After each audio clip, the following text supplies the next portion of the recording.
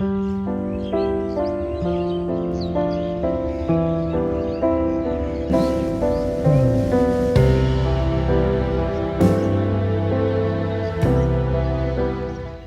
Everyone, আশা করি সবাই ভালো আছেন।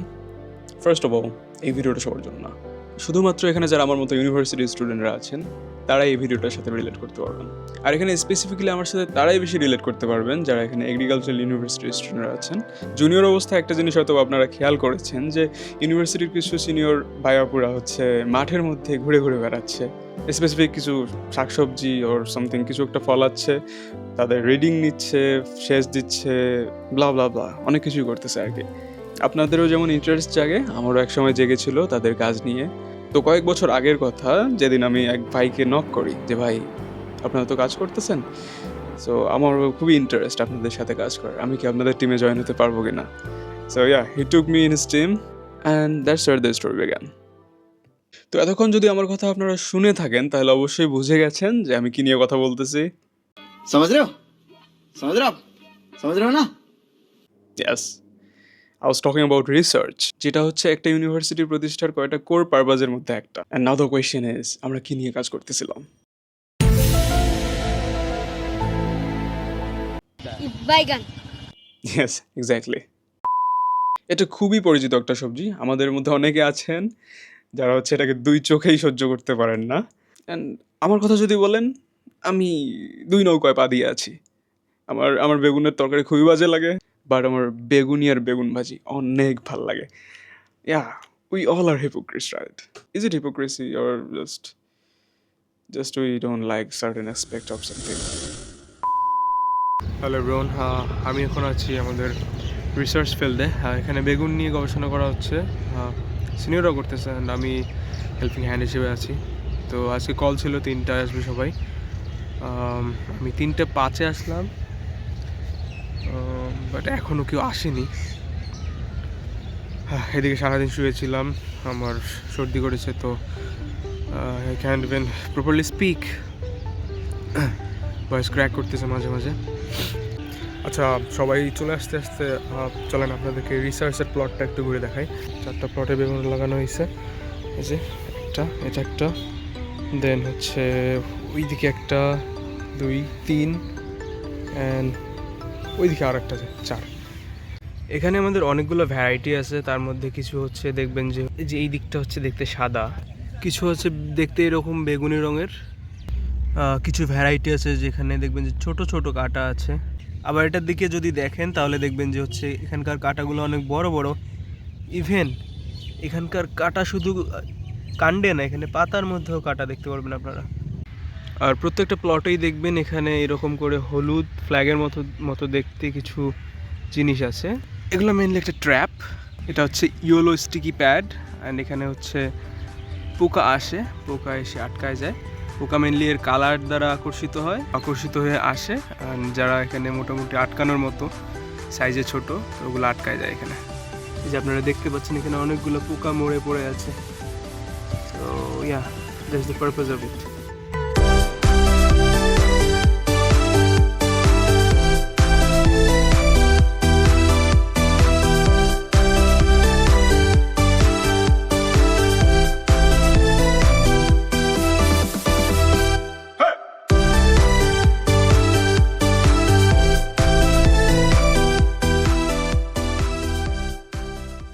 Love it or hate it, you cannot avoid it. আপনাকে বেগুন খেতেই হবে। You will face বেগুন in every aspects of your life. তো এই সাধারণ সবজিটা চাষ করতে কৃষকদের কিন্তু অনেক অসাধারণ সমস্যা ভোগাইতে হয়। তার মধ্যে একটা হচ্ছে ক্ষতিকর পোকা, আর এই ক্ষতিকর পোকার বিরুদ্ধে যে তার এই যুদ্ধে তার একমাত্র অস্ত্র হচ্ছে কীটনাশক। কিন্তু যদি আমি বলি যে কীটনাশক ছাড়াও বেগুন চাষ করা সম্ভব, আপনি কি আমাকে বিশ্বাস করবেন? ওয়েল, আমাদের এই গবেষণার উদ্দেশ্যই ছিল যে কীটনাশক ছাড়া আমরা কতটা এফিশিয়েন্ট আর অর্গানিক ওয়েতে বেগুন চাষ করতে পারি। I mean, it is in short. ইংলিশে অনেক বড় একটা লাইন ছিল, I don't know it, but yeah. Another day in the research field. Antar Apu, dog.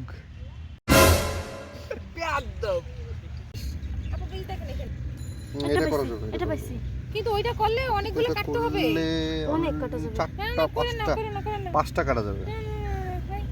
এখানে যে বিষয়টা আছে না, এখানে প্রত্যেকটা এই যে বাম পাশে যা দেখতেছো এটাকে আমরা ফিমেল ধরতেছি।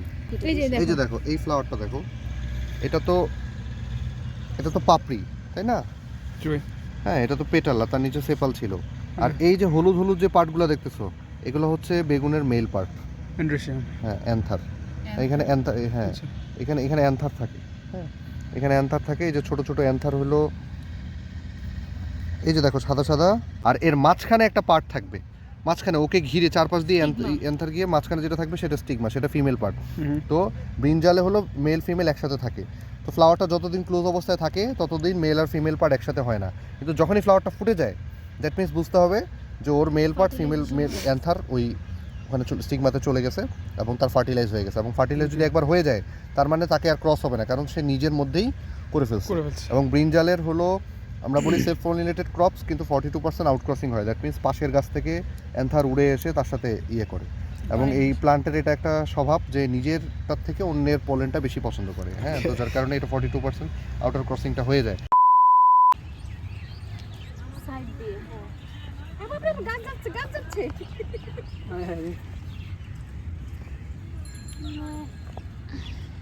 তুমি এখানে কি লেখছো? আপু লিখেছি 12 × 23 আর লিখেছি 28। 12 নাও তুমি 23 বলেন না চলে নিয়ে আসো। কিন্তু ওটা একটু আপু হয়েছে তাই তো না? একটু ধরে রাখো না, তাড়াতাড়ি। Hurry up. ইয়েস। আল্লাহ ব্যাক করুন, আমি তো নিজেই দেখি। আপুর হাতে ব্যাক। জেমস ক্লিপ ক্যামেরা বসে দিচ্ছি। আস্তে আস্তে স্টিংটা যেন ভেঙে না যায়। না ভাই, একদম আলতো করে দিবা। হ্যাঁ, ব্যাগটা ছোট করে দিবে। না পুরোটাই ঢুকায়। আস্তে ধীরে ধীরে ধীরে ধীরে ধীরে সব পড়ে যাবে। ইয়েস। মাহমুদ এটা করো তো। ও গাছ বাকি। আপু এটা 23 এখানে এই যে হ্যাঁ, এই কর্নারে দিবা না তো পড়ে যাবে। কর্নারে দিও। এই ধীরে ধীরে। বাবা তুই এত জোরে জোরে দাঁড়িস কেন? কোন দিকে দিব? দাঁড়া দাঁড়া। কর্নারে কোথায়? আচ্ছা। গাছগুলা ও না সুপকালি। ও আচ্ছা, এইবারে এই কর্নারে লাগাও। বুঝতে পারছি। আর আস্তে, হ্যাঁ গাছ অনেক ব্যথা পায়। প্রতিদিন নিয়মিতভাবেই আমরা গাছগুলোকে পর্যবেক্ষণ করেছি। কোথায় পোকা ধরেছে, গাছের পাতার রং কেমন, ফল কেমন হয়েছে, এগুলো প্রতিদিনই দেখা হয়েছে। আর যদি পোকামাকড় দেখা যায় তাহলে আমরা তার ছবি তুলেছি, ধরেছি, শনাক্ত করেছি। আমাদের এই পর্যবেক্ষণ শুধু মাঠেই থেমে থাকেনি। টেম্পারেচার কত ছিল? ল্যাবে এনে আমরা বিশ্লেষণ করেছি কী ধরনের পোকা ছিল, তাদের আক্রমণের ধরন কেমন, আর গাছের টিস্যুতে তার কী ধরনের প্রভাব পড়েছে। ফিল্ড ওয়ার্কের সকল ডাটাগুলো আমরা ডিজিটালি সংরক্ষণ করি। এটার ফলে আমরা বিশাল একটা তথ্যভাণ্ডার তৈরি করি দিনে দিনে। প্রতিটি গাছ, প্রতিটি দিনের তথ্য আলাদা আলাদাভাবে সংগৃহীত হয়েছে, যা ভবিষ্যতের গবেষণার জন্য বিশাল ভূমিকা রাখবে। Good morning everyone. এখন সকাল 6:45 অ্যান্ড আমি যাচ্ছি লেবার কালেক্ট করতে। লেবার কালেকশন বলতে যেটা বোঝাচ্ছে সেটা হচ্ছে আমাদের ক্যাম্পাসে তো হচ্ছে যে স্টুডেন্টরা মাস্টার্স প্রোগ্রামে অ্যাডমিটেড থাকে তাদের রিসার্চের কাজ থাকে।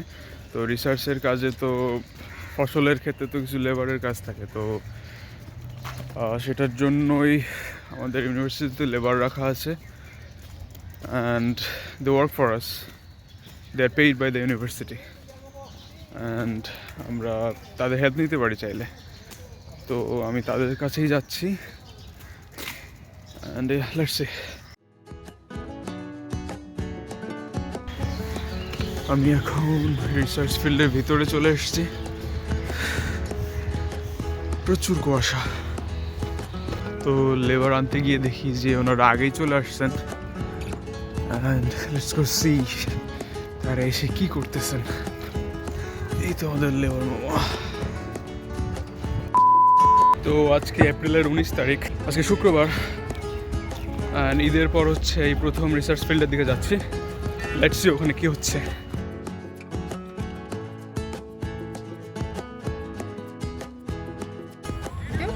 হ্যাঁ, এই গাছেরই সব।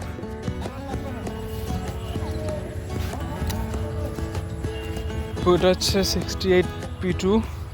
আমাদের সাথে ভাই আছেন, তো হচ্ছে ভাইয়ের কাছে আমার কিছু কোয়েশ্চেন আছে রিসার্চ রিলেটেড। এত এত ক্রপ আছে পৃথিবীতে, আপনারা ব্রিঞ্জালকেই কেন সিলেক্ট করলেন? আচ্ছা, ব্রিঞ্জালকে সিলেক্ট করার পেছনে কারণ হলো আমরা যেহেতু রিসার্চটা করছি বাংলাদেশে, তো বাংলাদেশের পার্সপেক্টিভ থেকে যদি আমরা চিন্তা করি, সেক্ষেত্রে এই ইন্ডিয়ান যে সাবকন্টিনেন্ট, সাউথ এশিয়ান যেই কান্ট্রিগুলো আছে, এটা হলো সেন্টার অফ ডাইভার্সিটি বলা হয়। সেন্টার অফ ডাইভার্সিটি ব্যাপারটা যদি বলতে চাই, অর্থাৎ এটার উৎপত্তিস্থল কোথায়।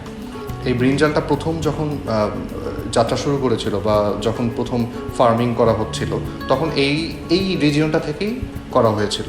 তো এতে করে কি হয়েছে, আমাদের এই সাবকন্টিনেন্টে যে পরিমাণ ভ্যারাইটি আছে ব্রিঞ্জালের, অন্যান্য জায়গায় কিন্তু এত পরিমাণ ভ্যারাইটি নাই। তো যেহেতু আমরা আমি যেহেতু জেনেটিক্সের স্টুডেন্ট, এবং যেহেতু আমরা এখানে জেনেটিক ভেরিয়েবিলিটি, ডাইভার্সিটি এই ব্যাপারগুলো নিয়ে আমরা রিসার্চ করছি, তো সেখানে আমাদের ভ্যারাইটি যত বেশি হবে এবং ভ্যারিয়েশন যত বেশি হবে, আমাদের রিসার্চটা তত ভালো হবে। তো সেক্ষেত্রে ব্রিঞ্জালের থেকে বেটার আসলে অপশন নাই। আচ্ছা ভাই, আমাদের যেহেতু রিসার্চ অলরেডি শেষ হয়ে গেছে এবং আমি এক্সপেক্ট করতেছি যে আমরা আমাদের অবজেক্টিভ গেইন করতে পেরেছি, তো আমাদের এই পুরো জার্নিটা যদি আপনি একটু ক্যামেরার সামনে ডিসক্রাইব করতেন। জানি এখানে অনেক কনফিডেন্সিয়াল ব্যাপার স্যাপার আছে, তো ওগুলো বাদ দিয়ে বলেন আর কি। আচ্ছা, যতটুকু বলা যায় ততটুকু যদি আমি বলতে চাই, তো প্রথমত আমাদের কাজটা শুরু হয়েছিল একদম সিড বেড থেকে। তো আমরা বাংলাদেশের বিভিন্ন জায়গা থেকে বিভিন্ন ভ্যারাইটি কালেক্ট করি এবং আমরা চেষ্টা করেছি সব থেকে বেশি সংখ্যক ভ্যারাইটি নিয়ে যাতে কাজটি করা যায়। তো আমরা শেষ পর্যন্ত 71টি ভ্যারাইটি বা 71টি ডিফারেন্ট ভ্যারাইটি আমরা সিলেক্ট করতে পেরেছি এবং সিড কালেক্ট করতে পেরেছি। তো প্রথমত আমরা সেগুলো সিড বেডে দিলাম, দেওয়ার পরে সেখানে প্রতিদিন পানি দিতাম বা অন্যান্য যে ব্যাপারগুলো ইন্টারকালচারাল অপারেশন রিলেটেড যে ব্যাপারগুলো ছিল সেগুলো মেনটেন করার পরে ফাইনালি মোটামুটি 1 মাস পরে সেখান থেকে চারা গ্রো করলো। তারপরে আমরা সেটা ওখান থেকে মেইন যে ফিল্ডে সেখান থেকে আমরা ট্রান্সপ্লান্ট করলাম। তো তারপরে তো আস্তে আস্তে গাছগুলো বড় হচ্ছে, তারপরে রেগুলার পানি দেওয়া বা অন্যান্য যে ইন্টারকালচারাল অপারেশনগুলো ছিল সেগুলো আমরা প্রতিদিন করছি। তবে এখানে একটা উল্লেখ্য বিষয়, বেগুনে আমরা কোনো পেস্টিসাইড ইউজ করি নাই, কেমিক্যাল কোনো ইউজ করি নাই, এবং আমরা চেষ্টা করেছি যে একদম ন্যাচারালি কীভাবে এটাকে ভালো রাখা যায় পোকামাকড় থেকে। এই জন্য আমরা ইউরো স্টিকি ট্র্যাপ ব্যবহার করেছি বা অন্যান্য যে ব্যাপারগুলো সেগুলো, কিন্তু আমরা কোনো পেস্টিসাইড অ্যাপ্লাই করি নাই, যাতে করে আমরা দেখতে যাচ্ছি যে আসলে আমাদের যেহেতু মুখ্য উদ্দেশ্য ছিল brinjal shoot and fruit বোরার attack করার যে ব্যাপারটা, সেটা কাকে বেশি অ্যাটাক করছে কাকে কম করছে। তো সেক্ষেত্রে আমি যদি পেস্টিসাইড অ্যাপ্লাই করে ফেলি, তো তখন তো আমি আলটিমেটলি সেই রেজাল্টটা পাচ্ছি না। তো এইভাবে করে আমরা আগাচ্ছিলাম। তো এর মাঝখানে 2-1টা গাছে ব্যাকটেরিয়াল উইল্ট দেখা যায়। তো সেই ব্যাকটেরিয়াল উইল্ট আপনারা হয়তো অনেকেই জানবেন যে ব্যাকটেরিয়াল উইল্ট যদি একটা গাছে হয়, সেখান থেকে ওই উইল্ট সব দিকে সরা যায় এবং আমার পুরো ফিল্ডটা নষ্ট করার জন্য জাস্ট একটা গাছ যথেষ্ট। আমরা প্রতিনিয়ত আইডেন্টিফাই করছি যে কারা আক্রান্ত হচ্ছে, এবং যারা আক্রান্ত হচ্ছে তাদেরকে আমরা ফিল্ড থেকে বের করে ফেলছি। এর মাঝখানে আমরা উইডিং চালিয়ে যাচ্ছিলাম এবং একই সাথে আমাদের কিছুদিন পর নিচ দিয়ে পাতাগুলো করছিল। তো সেই পাতাগুলো আমরা কেটে দিচ্ছিলাম যাতে করে আমাদের আপার যে পার্টটা, সেই আপার পার্টে যাতে ভেজিটেটিভ গ্রোথটা সাকসেসফুলি হয়। আমরা কিছু ক্রসিং অপারেশন করেছিলাম। তো ক্রসিং অপারেশন করার ওখানে আমাদের মুখ্য উদ্দেশ্য ছিল যে ওই আবার একই জিনিস আসছে ব্রিঞ্জাল শুট অ্যান্ড ফ্রুট বোরার। তো আমরা দেখেছি যে যেসব গাছের মধ্যে কাটা থাকে যেগুলোতে, সেগুলোতে not only brinjal shoot and fruit borer, অন্যান্য যে ইনসেক্টগুলো সেগুলো কম অ্যাটাক করে। ভাই, আমি একটা জিনিস ক্লিয়ার করতে চাই, অনেক বেগুনের গাছে যে কাটা আছে এটা অনেকে হয়তো আপনারা জানেন না, এবং ভয়ানক লেভেলের কাটা। আমরা হারভেস্টিং করতে গিয়ে আমাদের হাতে এত পরিমাণ কাটা লাগছে এবং এটা পরে আমরা অভ্যস্ত হয়ে গেছি যে না, কাটা লাগবে বা একটু রক্ত বের হবে। দেখা যাচ্ছে কাটা ঢুকছে, হাত দিয়ে টেনে বের করে ফেললাম। আমরা অলমোস্ট কতটা ভ্যারাইটি ছিল ভাই ওখানে? আমাদের 71 আমরা সিড বেডে দিয়েছিলাম, কিন্তু শেষ পর্যন্ত গ্রো করেছিল 58। আচ্ছা, এই 58 অলমোস্ট 58 অথবা 60 যেটাই বলেন, এরকম अराउंड 60টা ভ্যারাইটি ছিল। তার মধ্যে কাটাওয়ালা ছিল অনেকগুলা। ইভেন সাদা বেগুন কখনো আপনারা দেখছেন? লাইক বেগুনটা দেখতে পুরো একদম সাদা, মুলার মতো। ওই বেগুনের উপরের অংশ, আপার যে পার্টটা, পেডিসেলটা না দেখলে বোঝার উপায় নেই যে সেটা মূলা না বেগুন। হ্যাঁ, তো এটা আমি অ্যাড করে দেবো। শুধু মূলা না, সেখানে আমাদের লাউয়ের মতো দেখতে বেগুন ছিল, সেখানে তালের মতো দেখতে বেগুন ছিল, একদম মানে অরিজিনাল তালের মতো দেখতে, শেপটা তালের মতো, শশার মতো দেখতে বেগুন ছিল, শশার উপরে যেরকম দাগ থাকে সেরকম দাগ ছিল। তো এই ব্যাপারগুলো আসলে ওই অনেক ইন্টারেস্টিং, একটা ভ্যারাইটি এক রকম ছিল। হ্যাঁ, জি, তারপরে তো ক্রসিং এর ব্যাপার আমাদের মুখ্য উদ্দেশ্য ছিল যে আমাদের এই যে কাটা আমাদের দেখা যাচ্ছে 10টা বা 15টা ভ্যারাইটি ছিল। তো আমাদের উদ্দেশ্য ছিল যে আমাদের যে ক্রসগুলো হবে প্রত্যেকটাতে যাতে কাটা হয়। তো এই জন্য আমরা টার্গেট করলাম কাটাওয়ালা বেগুন, তারপরে বেশি গ্রোথ কাদের বা আর্লি ফ্লাওয়ারিং কার, আলটিমেটলি আর্লি ফ্লাওয়ারিং মানে আর্লি ফ্রুটিং যা হচ্ছে। তো এই ভালো ভালো যে ট্রেডগুলো আছে আমরা সবগুলোকে একসাথে করে বেশ কিছু ক্রসিং অপারেশন আমরা করলাম, এবং এটা খুব লং টাইম ধরে ক্রসিং হয়। আবার ক্রসিংয়ের টাইমটাও খুব অড ছিল, দেখা যাচ্ছে অনেক সকালে আমাদের আসতে হতো, যখন সূর্যের আলোটা একদম খুব বেশি চলে আসতো না ওই টাইমটাতে। আবার দেখা যাচ্ছে বিকালে যখন সূর্যের আলো একটু কমে যেত, আবার সন্ধ্যার মানে আগ মুহূর্তে সূর্য ডুবেও যাবে না এরকম, মানে খুবই ছিল। আলো কম লাগবে আবার সূর্যও লাগবে, তো সব দিক দিয়ে একটু কমপ্লেক্স ব্যাপার ছিল। এবং এটা কিন্তু এমন না যে আমাদের জানা যে এই টাইমটাতেই পাওয়া যাবে। দেখা যাচ্ছে আমরা এমনও হয়েছে যে আমরা সারাদিন ছিলাম মাঠের মধ্যে, দেখার চেষ্টা করেছি কোন টাইমে আমাদের পোলেন পাওয়া যায়, কোন টাইমে আমরা ক্রসিং এর জন্য আমাদের ভালো, তো সেই টাইমটাকে আমরা খুঁজে বের করতাম। তো এরকম অনেক ব্যাপার ছিল, এবং আমরা কয়েকদিন পর ক্রসগুলো চেক করছিলাম যে সেখান থেকে ফ্লাওয়ার গ্রো করছিল কি না। ম্যাক্সিমাম সময়ে যেটা ক্রসিং তেমন একটা সাকসেস হয় না বেগুনের ক্ষেত্রে, একটু করা টাফ, তারপর আমরা চেষ্টা করেছি এবং কিছু সাকসেসও হয়েছে। তো ফাইনালি তারপরে আমাদের ফ্রুট গ্রো করলো, ফ্রুট বড় হয়ে গেল, আমাদের হারভেস্টিংয়ের সময় চলে আসলো। তো হারভেস্টিং আমরা অনেক লম্বা একটা সময় ধরে হারভেস্টিং করেছি। এখন দেখা যাচ্ছে যে যখন আমরা হারভেস্ট করতাম একসাথে 2-3 বস্তা হয়ে যেত, সেগুলো রিক্সাতে করে নিয়ে আসা লাগতো এরকম। এবং আমাদের এই ল্যাব পুরো ভরে যেত যখন আমরা হারভেস্টিং করতাম। এবং সেগুলো যে মরফোলজিক্যাল যেই মেজারমেন্টগুলো, সেটার ডায়ামিটার নেওয়া বা কতটা লম্বা হয়েছে, কতটা মোটা হয়েছে, ভেতরে সিডের অ্যারেঞ্জমেন্টটা কীরকম, এই ধরনের বিভিন্ন প্যারামিটার, বিভিন্ন ট্রেট আমরা নিয়েছিলাম মরফোলজিক্যাল। এবং একই সাথে যেহেতু আমরা বায়োকেমিক্যাল টেস্টও করতে চাচ্ছিলাম, তো বায়োকেমিক্যাল টেস্টের জন্য আমাদের ফ্রুটটা দরকার ছিল, এবং একই সাথে আমাদের লিফ দরকার ছিল। লিফ থেকে আমরা মেইনলি ক্লোরোফিল মেজার করেছিলাম। তো লিফের ক্লোরোফিল মেজার করার জন্য সেই লিফকে ওয়াশ করা, তারপর সেটাকে কুচি কুচি করে কাটা, তারপর অনেক ব্যাপার স্যাপার আছে, কনফিডেন্সিয়াল অনেক প্রোটোকল। তো এই গেল। তারপরে অন্যান্য যে ফ্রুটের যে বিষয়ে বায়োকেমিক্যাল টেস্ট যদি বলি, আমরা ফেনল টেস্ট করেছি, ফ্ল্যাভোনয়েড টেস্ট করেছি, তারপর সুগার টেস্ট করেছি, ময়েশ্চার টেস্ট করেছি, টিএসএস বা টোটাল সলিবল সলিড যেটা, সেটা টেস্ট করেছি, তারপরে অ্যান্থোসায়ানিন, ক্যারোটিনয়েডস, এই জিনিসগুলো আমরা টেস্ট করেছি। তো এখানে আপনারা অনেক ইনস্ট্রুমেন্ট দেখতে পাচ্ছেন, সেই ইনস্ট্রুমেন্টগুলো আমরা ব্যবহার করে আমরা বিভিন্ন টেস্ট অপারেট করেছি। সেখানে স্পেকট্রোফটোমিটার ইউজ হয়েছে, অটোক্লেভ ইউজ হয়েছে, তারপরে গ্রাইন্ডার মেশিন। তো নর্মালি আমরা গ্রাইন্ডার মেশিন দিয়ে প্রথমে সেটাকে পাউডার করে ফেলতাম, এয়ার ড্রাই করতাম, শুকিয়ে ফেলতাম, তারপরে সেটাকে আমরা একটা এক্সট্রাক্ট, মিথানোলিক এক্সট্রাক্ট, আমার বলতে এটা সমস্যা নেই, মিথানোলিক এক্সট্রাকশন আমরা প্রিপেয়ার করেছিলাম। তারপর মেইনলি সেই মিথানোলিক এক্সট্রাকশন থেকেই আমরা অন্যান্য যে বায়োকেমিক্যাল টেস্টগুলো সেগুলো করেছিলাম আর কি। এরই সাথে সাথে আমাদের এক্সপেরিমেন্ট প্রায় শেষের দিকে। তো আমরা পরবর্তী জেনারেশন যাতে আমাদের এই বীজগুলো যাতে আমরা আবার পাই, আমাদের যাতে আবার বাজারে গিয়ে কিনতে না হয়, তো এই জন্য আমরা নিজে থেকে সিড এক্সট্রাকশন করি। এই জন্য আমরা আমাদের ফিল্ডে যেই ফ্রুট ছিল সেই ফ্রুটগুলোকে কালেক্ট করি এবং সেখান থেকে সিড এক্সট্রাকশন করি। এবং ফাইনালি আমাদের ফিল্ডে যত রকম ডাটা নেওয়া যায়, একদম প্ল্যান্টের হাইট থেকে শুরু করে প্ল্যান্টটা কী অবস্থায় ছিল, কবে ফ্লাওয়ারিং হয়েছে, কবে ফ্রুটিং হয়েছে, এবং আমরা ইচ অ্যান্ড এভরিথিং আমরা প্রত্যেকটা ডাটা নিয়েছি। যত বেশি ডাটা নেওয়া যায়, আমরা মানে যত রকম পেপার আছে সব ধরনের পেপার থেকে ইনফরমেশন নিয়েছি, যত ধরনের ট্রেট আছে সব ধরনের ট্রেট নেওয়ার চেষ্টা করেছি। এবং বায়োকেমিক্যাল টেস্ট, ওই যে 6টা বায়োকেমিক্যাল টেস্ট আমরা সেটাও করেছি, এবং খুব লম্বা একটা সময় ধরে করতে হয়েছে। দেখা যাচ্ছে যে আমাদের কাছে প্রোটোকল ছিল না, সেই প্রোটোকল স্টেবল করার অনেক বিষয় ছিল, সেগুলোকে আমরা বারবার করেছি, আমাদের ভুল হয়েছে, আবার করেছি। তো ফাইনালি আমাদের সব কিছু শেষ হয়ে গিয়েছে, এবং আমাদের যে অবজেক্টিভ ছিল সেই অবজেক্টিভ আমরা গেইন করতে পেরেছি। তো এটাই ছিল আমাদের জার্নি, একটা ছোট্ট একটা প্রচেষ্টা, বাট ভবিষ্যতের জন্য একটা বিশাল একটা বার্তা। হয়তো আমরা যে পথে হেঁটেছি এই পথে আগামীতে আরও অনেকে হাঁটবে, এই আশায় রাখছি। সবাই ভালো থাকবেন। See you in the next video.